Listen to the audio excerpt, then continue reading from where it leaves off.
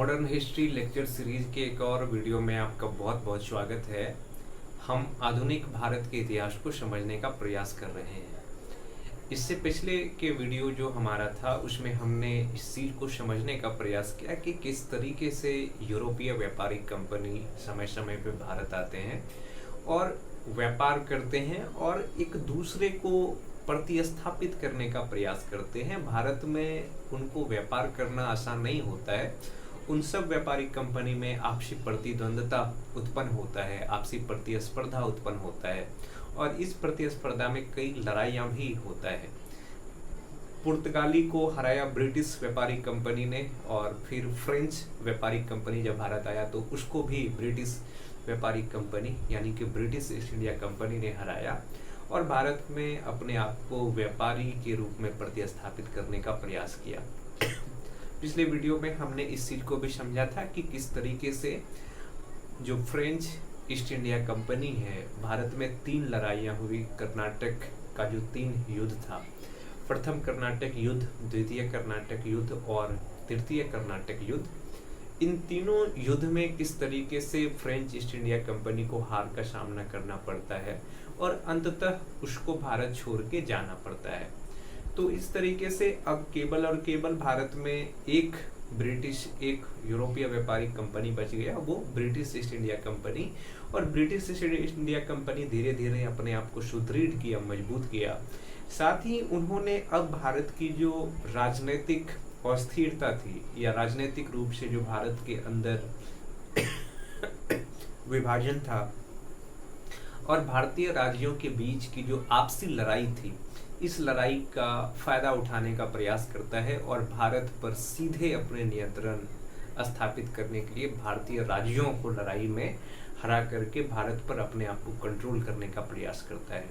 तो modern history में जो हमें मुख्य रूप से पढ़ना होता है, एक तो यही चीज समझना होता है कि किस तरीके से यूरोपीय व्यापारिक कंपनी यानी कि जो ईस्ट इंडिया कंपनी था वो एक व्यापारिक कंपनी के रूप में भारत आया और परिस्थितियों का फायदा उठा करके और भारतीय राजनीति के अंदर जो असंतोष था या कमियां थी उनका फायदा उठा करके किस तरीके से वो अपने आप को भारत में स्थापित करने का प्रयास करता है, उसी चीज को अब हम समझने का प्रयास करते हैं। हमारा टॉपिक क्या है?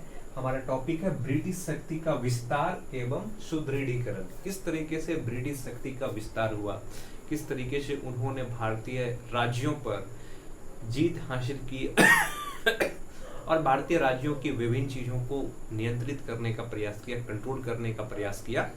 इन सब चीजों को समझने का हम प्रयास करते हैं। इस प्रयास में जो अंग्रेज को सबसे बड़ी सफलता मिली वो था बंगाल विजय। अंग्रेजों का बंगाल विजय।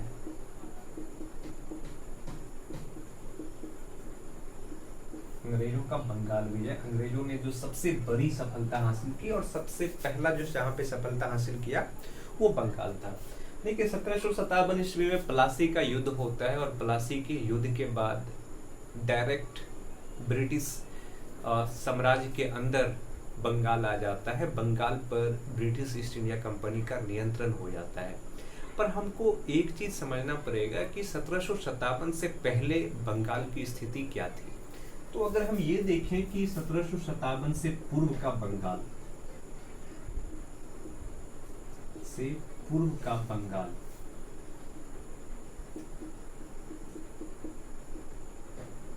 अगर आपको 1757 ईस्वी से पूर्व के बंगाल के स्थिति के बारे में समझना हो, उसकी आर्थिक स्थिति के बारे में समझना हो, वहाँ की प्रशासनिक स्थिति के बारे में समझना हो, तो चीज़ें स्पष्ट हो जाता है इन बातों को समझ करके कि आखिर जब British East India Company Bengal पर अपना विजय अभियान चलाता है, बंगाल को अपने नियंत्रण में लेता है, उस समय बंगाल की सामाजिक आर्थिक दशाएं किस तरीके से थी और बंगाल की राजनीतिक दशाएं किस तरीके से थी।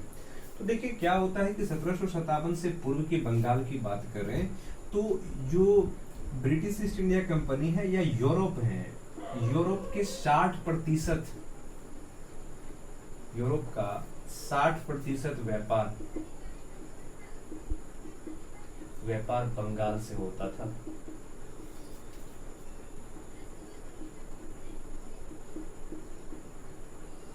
बंगाल से होता था। यूरोप का 60% व्यापार बंगाल से होता था, क्योंकि बंगाल उस समय कई चीज़ों के उत्पादन करने के लिए जाना जाता था, जिनमें कि चावल, सोरा, चाय, इन सब चीज़ों का उत्पादन करता था बंगाल।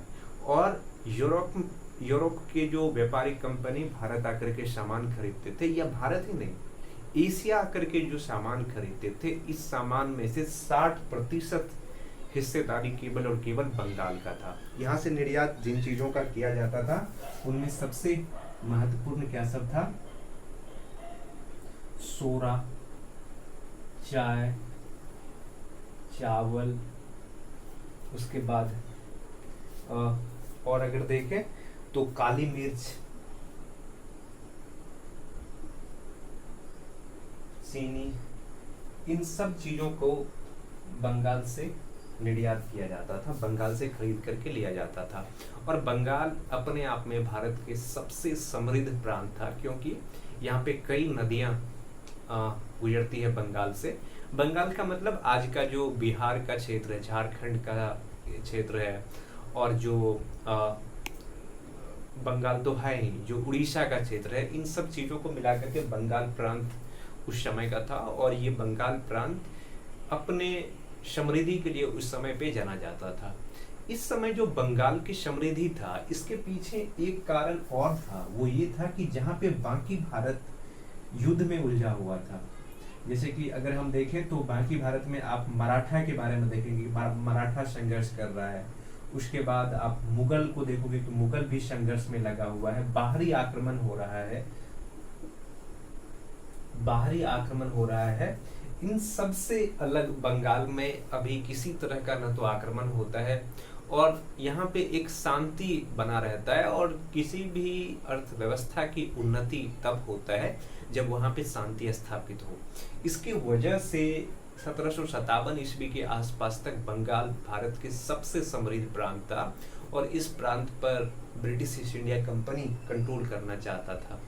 अगर हम ये देखें कि बंगाल का हमने शुरू में ही ये समझ रखा था कि जिस तरीके से जब औरंगजेब की मृत्यु होती है, औरंगजेब की मृत्यु के बाद मुगल कमजोर होना शुरू होता है, और मुगल जब कमजोर हो जाते हैं तो मुगल के अंदर आने वाले कई प्रांत स्वतंत्र हो जाते हैं।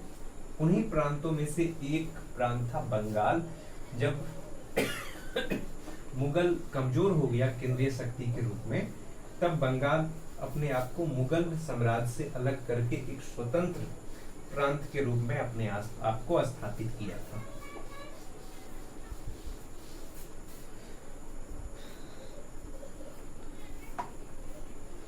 अगर हम बंगाल में देखें तो बंगाल में एक शासक हुए मुर्शिद कुली खान। मुर्शिद कुली खान, और मुर्शिद कुली खान 1700 ईस्वी में बंगाल का दीवान बनता है। बंगाल का दीवान बना 1700 ईस्वी में मुर्शिद कुली खान बंगाल का दीवान बनता है। पर 1707 ईस्वी में जब औरंगजेब की मृत्यु हो जाती है, तो औरंगजेब के मृत्यु के पश्चात बंगाल, या हम ये कहें कि मुगल शक्ति जो है, मुगल सत्ता जो है वो कमजोर होना शुरू होता है, और कई स्वतंत्र राज्यों का उदय होता है। उन्हीं राज्यों में से एक था बंगाल। इसके बाद एक शासक आए शाह शुजा, और शुजा के बाद आए अलवर्दी खां। अलवर्दी खां का मृत्यु हो जाता है 1756 ईस्वी में। ये तीनों शासक योग्य था, ये योग्य शासक थे, और इन तीनों शासक के नेतृत्व में बंगाल में शांति भी बना रहा, और बंगाल के अर्थव्यवस्था में भी काफी विस्तार हुआ। इस वजह से 1757 ईस्वी आते आते बंगाल एक सुदृढ़ स्थिति में था। बंगाल की आर्थिक स्थिति बहुत मजबूत था, और एशिया के 60% व्यापार जो यूरोप के साथ होता था, उनमें बंगाल का योगदान था। बंगाल से होने वाले व्यापार की जो राशि था वो 60% था। कुल व्यापार का 60% हिस्सा या योगदान हम कहें तो वो बंगाल का था। 1757 ईस्वी के बाद बंगाल की जो सत्ता है वो क्रमिक रूप से बंगाल के शासक से अंग्रेज के पास पहुंचता है। तो अब हम इसी कहानी को समझने का प्रयास करते हैं कि आखिर बंगाल की सत्ता या बंगाल के अंदर क्या कमजोरी उत्पन्न हुआ जिसका फायदा ब्रिटिश ईस्ट इंडिया कंपनी उठाते हैं और बंगाल पर अपने आप को मजबूत करते हैं, बंगाल को कंट्रोल में लेते हैं।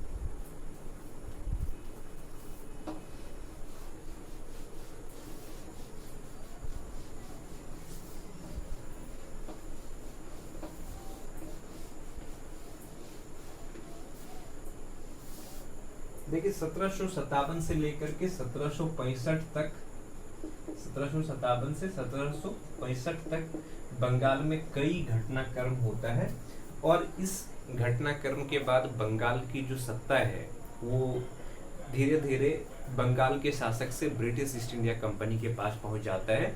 इनमें सबसे पहला जो शासक आता है, 3 शासक आप याद रखिए, इस दौरान 3 शासक बंगाल की गद्दी पे आते हैं। सबसे पहले सिराज उद्दौला, सिराज उद्दौला, उद्दौला। दूसरा मीर कासिम, मीर जाफर। उसके बाद आता है मीर जाफर और फिर आते हैं मीर कासिम, मीर कासिम। ये 3 शासक बंगाल के गद्दी पे आते हैं 1756 से लेकर के 1765 ईस्वी के बीच, और इन 3 शासकों के शासनकाल में क्रमिक रूप से बंगाल की सत्ता हस्तांतरित होकर के पहुंच जाता है ब्रिटिश ईस्ट इंडिया कंपनी के पास।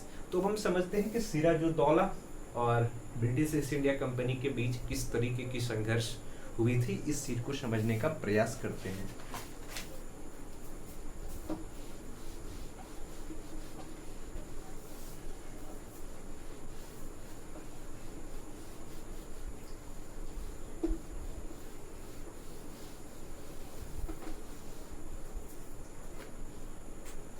अंग्रेज एवं सिराज उद्दौला, अंग्रेज एवं सिराज उद्दौला,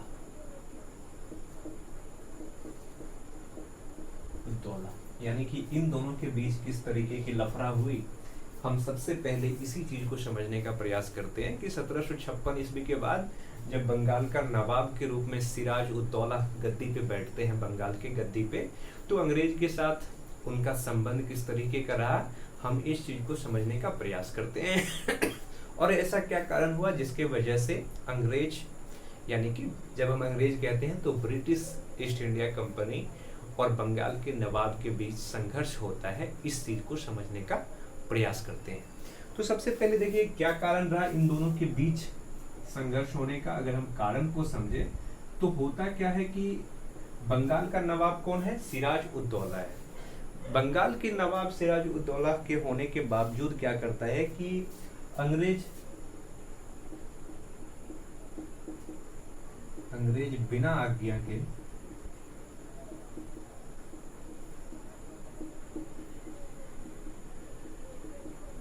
किलाबंदी करता है। अंग्रेज की एक व्यापारिक फैक्ट्री होता है पोर्ट विलियम, उस पोर्ट विलियम का किलाबंदी करने का प्रयास करता है ब्रिटिश ईस्ट इंडिया कंपनी।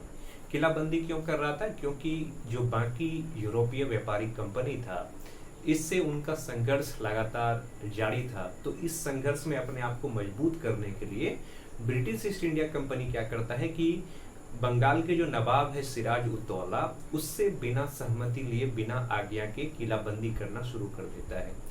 ये बात बंगाल के नवाब को सही नहीं लगा, क्योंकि बंगाल के नवाब कभी नहीं चाहेगा कोई भी राजा या कोई भी देश कि उसके संप्रभुता के विरुद्ध या उसके आज्ञा के विरुद्ध कोई दूसरा लोग काम करे, दूसरा शक्ति काम करे। किलाबंदी करने का मतलब ये हो गया कि अपने लिए एक सुरक्षा उपाय को तैयार करना, अपने लिए एक सुरक्षित जगहों को बनाना। और किलाबंदी जब ये कर रहा है तो ये आज्ञा नहीं लिया नवाब से, तो नवाब ये अपने संप्रभुता के विरुद्ध काम समझा, अपने संप्रभुता का उल्लंघन समझा। फिर आगे घटनाक्रम क्या होता है कि कई कारण रहा, कई तरह से अंग्रेज एवं सिराजुद्दौला के बीच तनाव बढ़ता गया। दूसरा क्या कारण ये था, कारण ये था कि कंपनी का जो व्यापारिक, कंपनी के मुक्त व्यापार के अधिकार का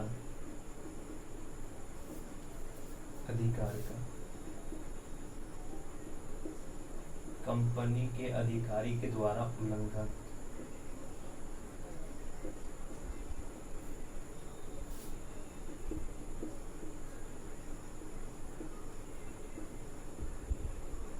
अधिकारी के द्वारा उल्लंघन। हमने ये समझा था कि जब फर्रुखसियर मुगल बादशाह बनते हैं बंगाल के नए, तो फर्रुखसियर क्या करते हैं कि ब्रिटिश ईस्ट इंडिया कंपनी को अपने क्षेत्र में मुक्त व्यापार करने का आदेश जारी कर देते हैं। बंगाल में क्या होता है कि बंगाल में कंपनी को मुक्त व्यापार करने का अधिकार तो मिला हुआ था, पर इसी समय पे क्या होता है कि कंपनी के जो अधिकारी है वो अपना निजी व्यापार भी शुरू कर देता है। पर कंपनी के अधिकारी अगर निजी व्यापार करते तो उनको मुक्त व्यापार करने का आदेश नहीं था, केवल और केवल कंपनी को मुक्त व्यापार करने का आदेश दिया गया था, कंपनी के अधिकारी को नहीं। पर कंपनी के अधिकारी इस चीज का गलत फायदा उठाने का प्रयास करते हैं। इसके कारण भी बंगाल के नवाब क्या हो जाते हैं कि नाराज हो जाते हैं। एक और महत्वपूर्ण कारण क्या था कि कई सारे नवाब के जो विद्रोही थे या राज्य के जो विद्रोही को शरण देना, शरण कौन दिया था? तो ईस्ट इंडिया कंपनी के अधिकारी। कई सारे विद्रोही थे नवाब के, और ये विद्रोही को ईस्ट इंडिया कंपनी ने शरण दे रखा था। इसके वजह से भी बंगाल के नवाब नाराज हो जाते हैं। पर सबसे जो मुख्य कारक था, वो मुख्य कारक ये दोनों कारक था कि अंग्रेज क्या करते हैं कि किलाबंदी करते हैं, वो भी बिना नवाब के परमिशन के। और ये चीज नवाब को सबसे ज्यादा परेशान करता है, क्योंकि कोई भी राजा ये नहीं चाहेगा कि उसके संप्रभुता के विरुद्ध कोई दूसरा शक्ति उसके राज के अंदर उभर जाए। और इसके वजह से क्या होता है कि सिराजुद्दौला एक कार्रवाई करता है ब्रिटिश ईस्ट इंडिया कंपनी पे, और जहाँ पे किलाबंदी हुआ था वहां पे कुछ सेना के द्वारा आक्रमण किया जाता है। हम उस चीज को समझने का प्रयास करते हैं।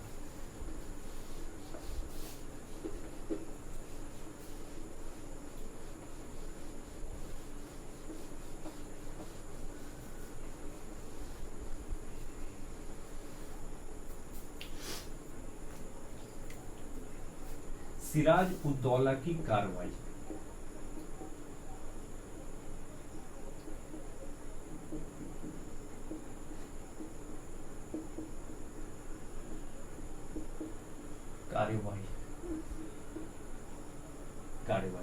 सिराज उद दौला किस तरीके की कार्रवाई करता है, हम इसको समझने का प्रयास करते हैं। देखिए होता क्या है कि 20 जून 1756 ये क्या करता है कि पोर्ट विलियम पर आक्रमण करता है। पोर्ट विलियम पर आक्रमण। ये पोर्ट विलियम क्या है? कंपनी का व्यापारिक फैक्ट्री है। यहीं पे किलाबंदी किया गया था नवाब के बिना परमिशन के, बिना आज्ञा के। इस पर क्या करते हैं कि नवाब कार्रवाई करते हैं, और इस आक्रमण में क्या किया जाता है कि 146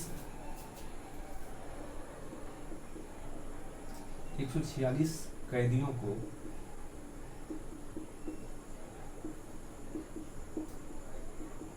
गिरफ्तार कर एक छोटे कमरे में बंद कर दिया जाता है। एक छोटे कमरे में बंद कर दिया जाता है।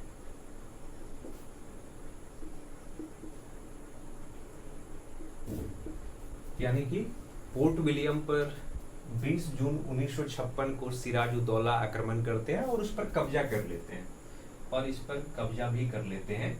और इसमें क्या होता है कि 146 जो वहाँ के कैदी थे, या हम ये कहें कि ब्रिटिश सैनिक थे, खास करके ज़्यादातर ब्रिटिश मुल्क के ही थे, उन सभी को एक छोटे से कमरे में बंद कर दिया जाता है। और वो कमरा इतना छोटा होता है कि उस कमरे में दम घुटने के कारण लगभग 125 व्यक्ति का मृत्यु हो जाता है। और इस कार्रवाई से, सिराज उद दौला की इस कार्रवाई से पोर्ट विलियम में जो बाकी अंग्रेज लोग होते हैं वो भाग करके एक एक द्वीप पर शरण लेते हैं, फुल्टा द्वीप पर। और इस तरीके से ये कार्रवाई सीधा ब्रिटिश ईस्ट इंडिया कंपनी के विरुद्ध किया गया था। किसके द्वारा? सिराज उद दौला के द्वारा किया गया था।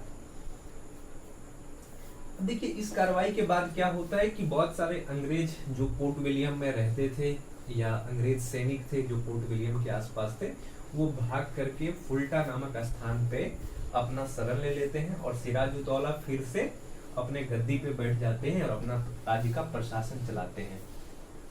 इसी दौरान क्या हो रहा होता है कि ब्रिटिश ईस्ट इंडिया कंपनी दक्षिण भारत में अपने आप को स्थापित करने के लिए फ्रेंच ईस्ट इंडिया कंपनी से लड़ाई लड़ रहा होता है। और फिर क्या होता है कि दक्षिण भारत से दो ईस्ट इंडिया कंपनी के अधिकारी, एक तो उस समय के जो एडमिरल वाटसन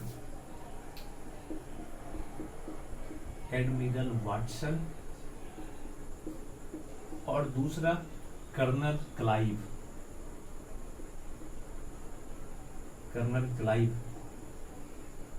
बंगाल की तरफ आते हैं। कहां से? दक्षिण भारत से। यानी कि दक्षिण भारत में जो लड़ाई चल रहा था फ्रेंच ईस्ट इंडिया कंपनी और ब्रिटिश ईस्ट इंडिया कंपनी के बीच, इस लड़ाई को छोड़ करके ब्रिटिश ईस्ट इंडिया कंपनी की दो सैनिक अधिकारी, एक एडमिरल वाटसन और दूसरा कर्नल क्लाइव, बंगाल की तरफ आते हैं। और बाकी भी सैनिक फुल्टा नामक स्थान पे जो अभी सुरक्षित पनाहगाह लेते हैं, ये लोग फिर से तैयारी करते हैं किस तरीके से कि बंगाल पर किस तरीके से आक्रमण किया जाए। ये क्लाइव वही है जो बाद में 1757 ईस्वी के बाद बंगाल के गवर्नर के रूप में बनते हैं, या 1765 ईस्वी में जब बक्सर की लड़ाई होता है तो उसके बाद बंगाल के गवर्नर के रूप में मजबूत होते हैं। अब देखिए, चूंकि ब्रिटिश ईस्ट इंडिया कंपनी के बीच क्लाइव ने आक्रमण किया था और बहुत सारे ब्रिटिश लोग मारे गए थे, और इस तरीके से ब्रिटिश ईस्ट इंडिया कंपनी देख रहा है कि भारत के सबसे समृद्ध प्रांत बंगाल में उनका स्थिति कमजोर हो रहा है। तो इस चीज के लिए ब्रिटिश ईस्ट इंडिया कंपनी क्या करता है कि बंगाल पे आक्रमण करने का प्लान बनाता है। और इसी प्लान के बीच एक युद्ध होता है जिसको कहते हैं प्लासी का युद्ध।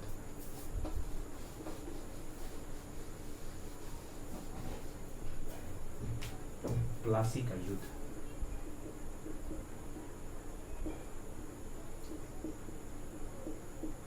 का युद्ध ये किसके बीच होता है? अंग्रेज वर्सेस सिराज उद दौला।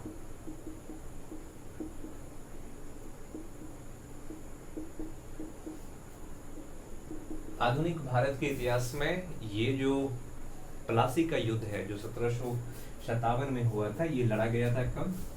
ये लड़ा गया था 23 जून 1757 ईस्वी को।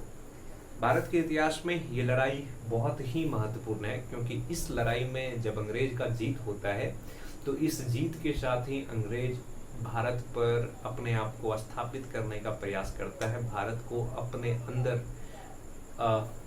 लेकर के साम्राज्य स्थापित करने का प्रयास करता है। जो ईस्ट इंडिया कंपनी था, इसमें ईस्ट इंडिया कंपनी के नेतृत्व किसने किया था? ईस्ट इंडिया कंपनी का नेतृत्व की बात करें तो कौन था? क्लाइव। और बंगाल की तरफ से कौन था? बंगाल की तरफ से दो सेनाधिकारी था, एक तो मीर जाफर एवं दुर्लभ राय। बंगाल की तरफ से दो था, एक मीर जाफर और दूसरा दुर्लभ राय। क्लाइव के पास केवल और केवल 3200 सैनिक होते हैं, जबकि इसके पास होते हैं 50,000 सैनिक। अगर हम सैनिक की बात करें तो क्लाइव के पास मात्र 3200 और बंगाल के जो सेना नायक है, एक मीर जाफर और दूसरा दुर्लभ राय, इन दोनों के पास होता है 50,000 सैनिक। पर इंटरेस्टिंग कहानी ये है कि वास्तविक रूप से बंगाल के लिए जो प्लासी का युद्ध है जो 1757 ईस्वी में, वो हुआ ही नहीं, क्योंकि मीर जाफर और दुर्लभ राय षड्यंत्र करते हैं अपने ही नवाब के प्रति, सिराज उद दौला के प्रति, और ये ब्रिटिश ईस्ट इंडिया कंपनी के अधिकारियों से मिल जाते हैं और बाद में मीर जाफर को इसके लिए बंगाल का नवाब भी बनाया जाता है। तो इस युद्ध में चूंकि ये षड्यंत्र का शिकार हुआ था, वास्तविक रूप से लड़ाई होता नहीं है और अंत में धोखे से सिराज उद दौला की हत्या कर दिया जाता है। सिराज उद दौला की हत्या, सिराज उद दौला की हत्या कर दिया जाता है इस लड़ाई में धोखे से, और इसके साथ ही प्लासी का युद्ध खत्म हो जाता है और बंगाल के नवाब के रूप में अब जो वादा किया था ब्रिटिश कंपनी ने कि अगर आप बंगाल का साथ नहीं दे करके षड्यंत्र करेंगे तो आपको नवाब बना देंगे, तो मीर जाफर को क्या किया जाता है कि बंगाल के नवाब बना दिया जाता है। अब हमको देखना पड़ेगा कि चूंकि सिराजुद्दौला प्लासी के युद्ध में धोखे का शिकार होता है और मारा जाता है, और इसके साथ ही बंगाल पर मीर जाफर नवाब के रूप में आते हैं, पर मीर जाफर के ऊपर कौन होते हैं, तो ब्रिटिश ईस्ट इंडिया कंपनी। हम अब समझेंगे कि British East India Company Bengal पर किस तरीके से काम करते हैं मीर जाफर जब बंगाल के नवाब के रूप में आते हैं। बंगाल के नवाब मीर जाफर, तो सिराजुद्दौला प्लासी की लड़ाई में मारे जाते हैं और बंगाल के नए नवाब कौन बनते हैं, मीर जाफर। हम समझेंगे अब कि मीर जाफर जब बंगाल के नवाब बनते हैं तो ब्रिटिश ईस्ट इंडिया कंपनी के साथ इसका रिश्ता किस तरीके का होता है, क्योंकि मीर जाफर प्लासी के युद्ध में सिराजुद्दौला के विरुद्ध षड्यंत्र किया था और इस षड्यंत्र के इनाम के रूप में मीर जाफर को बनाया जाता है बंगाल का नवाब। लेकिन हम इस चीज को समझने से पहले हम ये समझने का प्रयास करेंगे कि प्लासी का युद्ध का महत्व क्या होता है। प्लासी के युद्ध का महत्व ईस्ट इंडिया कंपनी के लिए, ईआईसी के लिए, ईआईसी के लिए प्लासी के युद्ध का महत्व किसके लिए, ब्रिटिश ईस्ट इंडिया कंपनी के लिए। कि ब्रिटिश ईस्ट इंडिया कंपनी के लिए प्लासी के युद्ध का इतना महत्व क्यों है, आखिर क्या बात रहा इस युद्ध के बाद कि ब्रिटिश ईस्ट इंडिया कंपनी को भारत में सत्ता को सुदृढ़ करने में या अपने आप को मजबूत करने में महत्वपूर्ण भूमिका निभाया था। देखिए, सबसे पहले तो इस युद्ध के बाद मीर जाफर से 77 लाख रुपया प्राप्त होता है। ईआईसी को 77 लाख रुपया प्राप्त हुआ।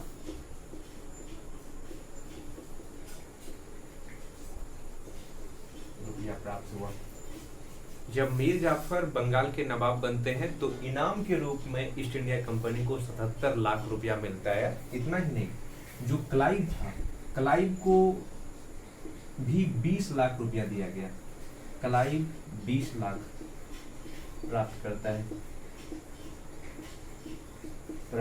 है। इसके साथ साथ क्लाइव, जो रॉबर्ट क्लाइव थे, जिन्होंने कि ईस्ट इंडिया कंपनी के लिए जो प्लासी का युद्ध था उसमें नेतृत्व किया था, उसको 20 लाख रुपया तो प्राप्त होता ही है। साथ में इसको जो परगना, 24 परगना जिला है, 24 परगना या फरगना जिला का राजस्व वसूलने का अधिकार,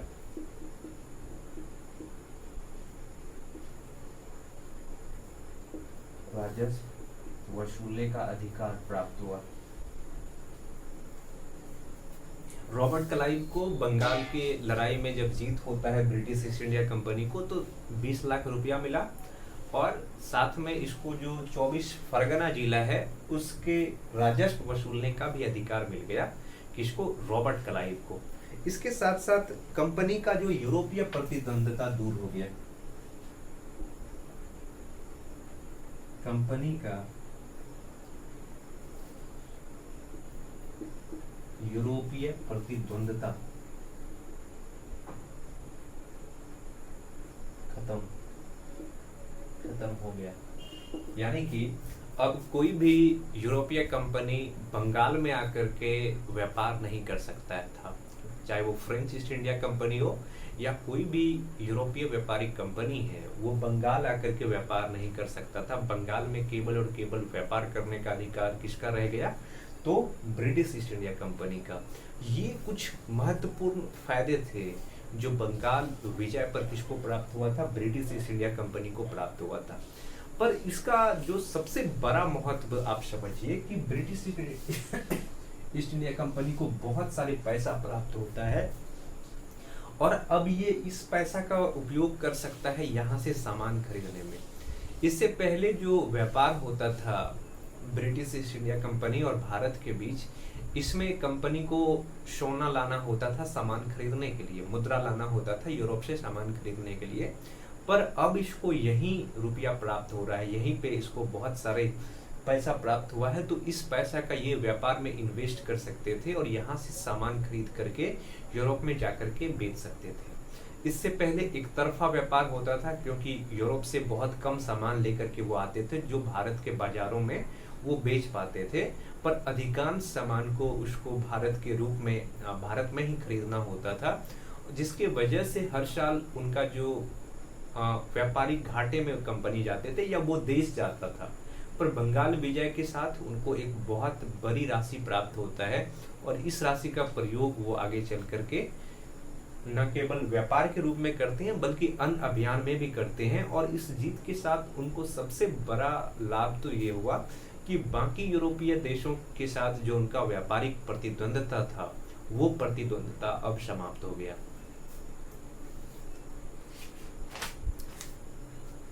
अब देखिए, जो मीर जाफर तो बंगाल का नवाब बन गया और इससे कंपनी को लाभ भी हुआ, पर चूंकि कंपनी के लिए अब कंपनी का जो अब लालच है वो बढ़ता जा रहा है, वो चाहता है कि वो अधिक से अधिक धन प्राप्त करे मीर जाफर से, जिसके वजह से कंपनी का विवाद शुरू हो जाता है किससे? मीर जाफर से।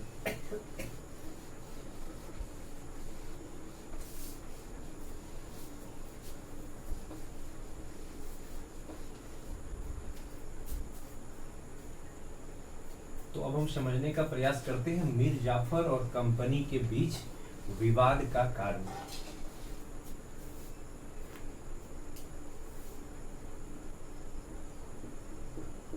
मीर जाफर और कंपनी के बीच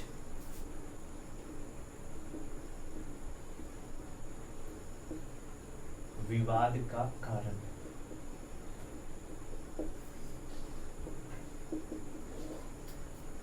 मीर जाफर सिराजुद्दौला के बाद बंगाल का नवाब बनता है और इसके नवाब बनने से ब्रिटिश ईस्ट इंडिया कंपनी को ढेर सारा फायदा होता है। और चूंकि मीर जाफर भले ही कंपनी के द्वारा नवाब बनाया गया था बंगाल का, पर कुछ समय के बाद इनको ढेर सारे परेशानियों का सामना करना पड़ता है और इस परेशानियों की वजह से मीर जाफर का विवाद शुरू हो जाता है किसके साथ? तो ब्रिटिश ईस्ट इंडिया कंपनी के साथ। सबसे पहले चीज तो ये कि इससे बहुत ज्यादा धन की मांग की जा रही थी। कंपनी के धन के मांग को पूरा करने में असमर्थ।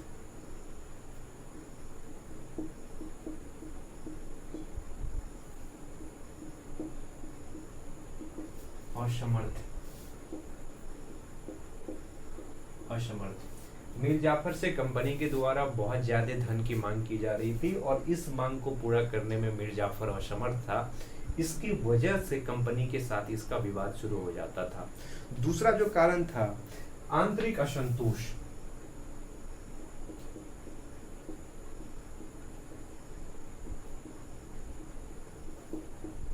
आंतरिक असंतोष।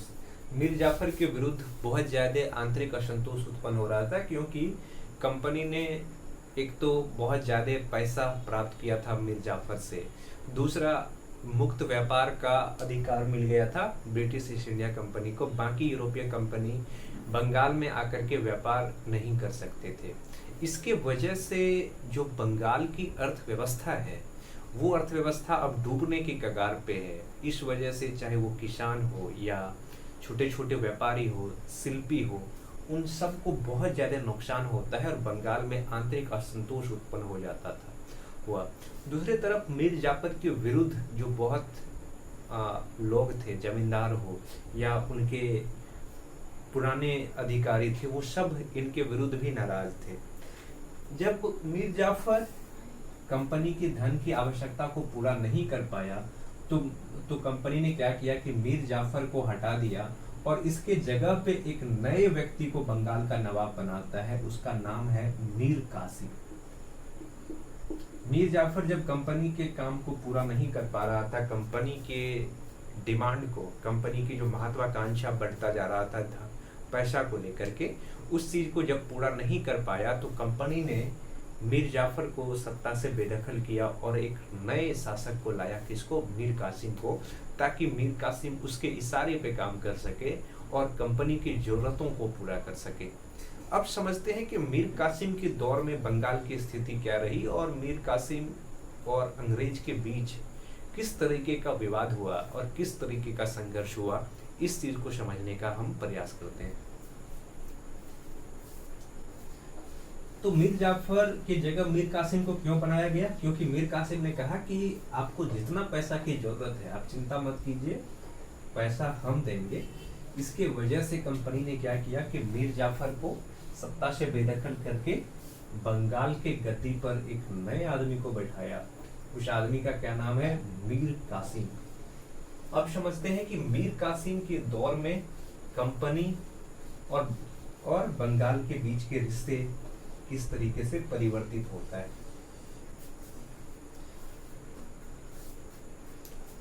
मीर कासिम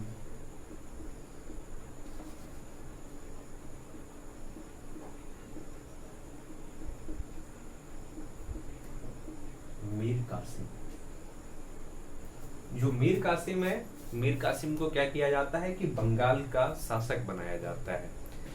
मीर कासिम को बंगाल का शासक इसलिए बनाया जाता है क्योंकि इन्होंने कहा था कि मीर जाफर से आप जितने पैसा का डिमांड करते हैं वो पूरा अगर नहीं कर पाता है तो आप हमको अधिकार दीजिए, हमको शासक बनाइए और हम आपकी आवश्यकताओं को पूरा करेंगे।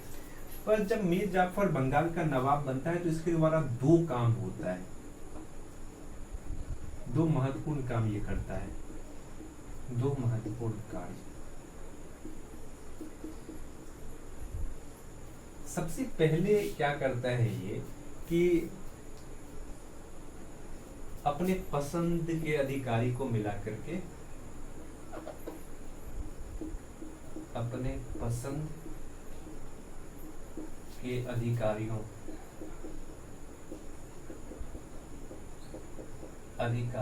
को मिला करके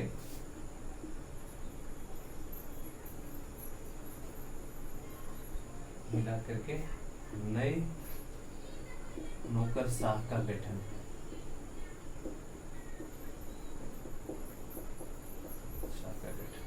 देखिए, सारा का सारा पैसा कंपनी के पास जाता है, बंगाल के नवाब के पास कुछ बचता नहीं है।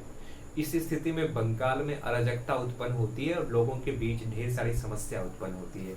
इस समस्या को दूर करने के लिए जो मीर कासिम ने पहला कदम उठाया वो ये उठाया कि अपने पसंद के अधिकारियों को मिला करके एक नए नौकरशाह का गठन करता है ताकि सही तरीके से बंगाल के प्रशासन के काम को देखा जा सके। दूसरा काम ये क्या करता है कि अपना राजधानी स्थानांतरित करता है, राजधानी का स्थानांतरण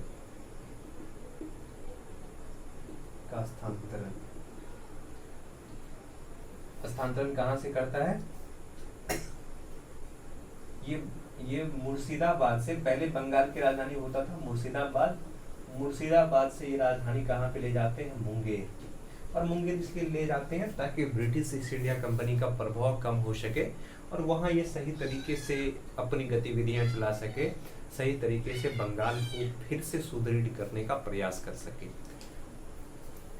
अब देखिए, हम समझने का प्रयास करते हैं कि मीर कासिम की ये जो दो कदम है, इसके कारण ब्रिटिश ईस्ट इंडिया कंपनी के साथ इसका विवाद किस तरीके से शुरू होता है और फिर मीर कासिम से ब्रिटिश ईस्ट इंडिया कंपनी की संघर्ष होती है, वो क्यों होता है। अब हम समझते हैं कि विवाद का कारण।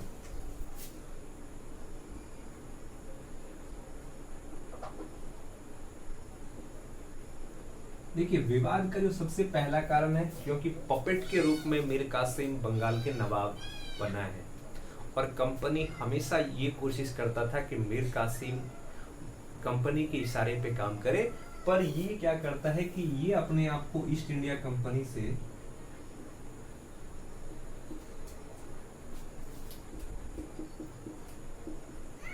राजनीतिक रूप से स्वतंत्र करने का प्रयास करता है, स्वतंत्र होने का प्रयास, यानी कि ये चाहता है कि उसके प्रशासन पर ईस्ट इंडिया कंपनी का नियंत्रण नहीं हो, वो स्वतंत्र प्रशासन की कार्य कर सके। दूसरा जो ये काम करता है, दूसरा इसके द्वारा क्या किया जाता है कि बंगाल, अब चूंकि इन्होंने अपना क्या कर चुका है कि राजधानी परिवर्तन कर चुका है, कहाँ से, मुर्शिदाबाद से मुंगेर ले आया है। मुंगेर में ये क्या करता है कि अपने सैनिक, मुंगेर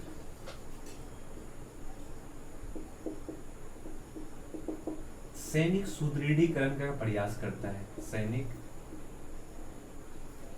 सुदृढ़ीकरण का प्रयास, सैनिक सुदृढ़ीकरण का प्रयास करता है। इसके लिए मुंगेर में मिनी गन फैक्ट्री स्थापित किया जाता है, साथ में कई यूरोपीय अधिकारियों को ला करके अपने सेना को मजबूत करने का प्रयास करता है। दूसरी तरफ ये देखता है कि चूंकि British East India company tax नहीं दे रहा है, अगर हम बात करें तो ईआईसी तो टैक्स देता नहीं था, ईआईसी टैक्स नहीं देता था, तो इन्होंने क्या किया कि बंगाल के जो स्थानीय व्यापारी है उन व्यापारियों को भी टैक्स फ्री कर दिया। और जब उन व्यापारी को टैक्स फ्री किया, यानी कि अब अगर बंगाल में कोई बाहरी व्यापारी या बंगाल के व्यापारी कोई सामान खरीदना चाहता है तो उसको भी टैक्स नहीं देना है, जिसके वजह से अब क्या होता है कि ईस्ट इंडिया कंपनी की व्यापारिक हित और बाकी लोगों के व्यापारिक हित के बीच टकराव शुरू होता है। और इस टकराव के कारण और इन परिस्थितियों के कारण मीर कासिम और ब्रिटिश ईस्ट इंडिया कंपनी के बीच खाइयां बढ़ती चली जाती है। और इसके वजह से क्या होता है कि मीर कासिम के विरुद्ध अंग्रेज एक सैन्य कार्रवाई करता है और इस कार्रवाई में मीर कासिम की हार हो जाती है।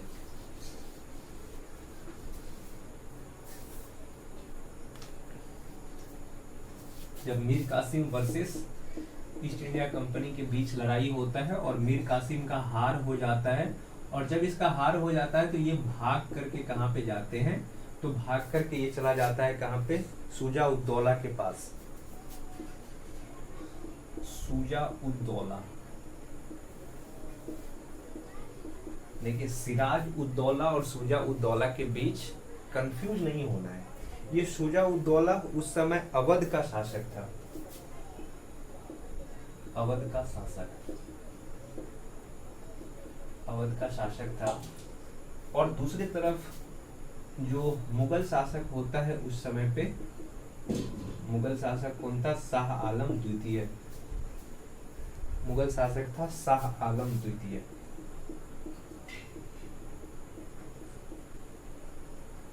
शाह आलम द्वितीय के पास भाग करके चला जाता है और ये तीनों मिलकर के आपस में संधि करता है। और इस संधि के बाद ये तीनों चाहता है कि ब्रिटिश ईस्ट इंडिया कंपनी के विरुद्ध सैन्य कार्रवाई करे। कब, 1764 ईस्वी में। और 1764 ईस्वी में ब्रिटिश ईस्ट इंडिया कंपनी और इन तीनों के संयुक्त सेना के बीच एक लड़ाई होता है जिसको बक्सर की युद्ध कहते हैं। इसको हम नेक्स्ट वीडियो में समझने का प्रयास करेंगे, पर इस वीडियो में हमने समझा कि किस तरीके से ब्रिटिश ईस्ट इंडिया कंपनी पहले व्यापार करने भारत आया और फिर जब बाकी यूरोपीय कंपनी के साथ उनकी प्रतिद्वंद्विता बढ़ी तो किस तरीके से उन्होंने बाकी यूरोपीय कंपनी को युद्ध के द्वारा पराजित किया और अपने आप को भारत में स्थापित करने का प्रयास किया। दूसरी तरफ जो ब्रिटिश ईस्ट इंडिया कंपनी है, इसका अगला कदम क्या था कि भारत पर सीधा नियंत्रण करना, भारत के राज्यों को अपने अधीन करना। और इसका सबसे बड़ा मौका मिला उसको कहाँ पे, बंगाल में। और बंगाल में प्लासी की युद्ध होता है 1757 ईस्वी में। और इस युद्ध के साथ बंगाल पर अभी सीधा नियंत्रण ब्रिटिश ईस्ट इंडिया नहीं किया है, पर वो अपने पसंद के नवाब को बंगाल के गद्दी पे बैठाता है और अधिक से अधिक लाभ कमाने का प्रयास करता है। फिर हमने इस चीज को समझने का प्रयास किया कि 1757 से लेकर के 1765 ईस्वी के बीच बंगाल के गद्दी पे 3 शासक आते हैं। पहला सिराज उद दौला, फिर मीर जाफर और फिर मीर कासिम। और इन तीनों शासकों के शासनकाल में धीरे धीरे जो बंगाल की शासन व्यवस्था है या बंगाल की राजनीतिक शक्ति है वो ब्रिटिश ईस्ट इंडिया कंपनी के पास पहुंच जाता है। तो इस वीडियो में इतना ही। बहुत बहुत धन्यवाद।